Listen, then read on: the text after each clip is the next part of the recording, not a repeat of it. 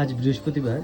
তো আজকে মাকে কি যে সুন্দর লাগছে, কেন জানি না হঠাৎই খুব ভালো লাগছে। তাই ভাবলাম তোমাদের সাথেও শেয়ার করি। আজকে মাকে অনেকগুলো পদ্ম ছিল, মেজদা দিয়েছিল অনেকগুলো পদ্ম। ইভেন আজকে ওকে যখন ফোন করে বললাম যে একটু তুলসী পাতা আনবি, ও বললো যে আমি পদ্ম ফুলও নিয়েছি, কিন্তু আমি বললাম ঠিক আছে, কোনো অসুবিধা নেই। মাকে আজকে পদ্ম দিয়েছি, বিল্লপত্র পেয়েছি, চাপা ফুল পেয়েছি, যে স্বর্ণ চাপা একদম।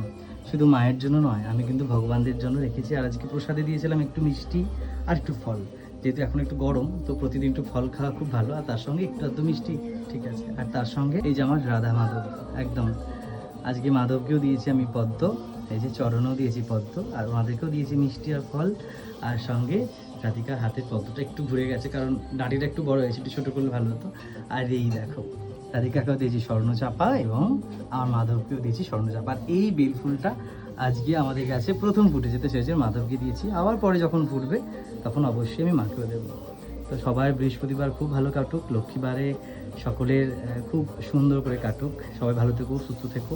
শরীরটা কদিন যাবৎ খুব খারাপ ছিল, শুধু ওনাদেরকে ডেকেছি আর বলেছি মা তাড়াতাড়ি সুস্থ করে দাও, ভালো করে দাও। জয় মা দয়াময়ী মা, রাধে রাধে, জয় শ্রীকৃষ্ণ।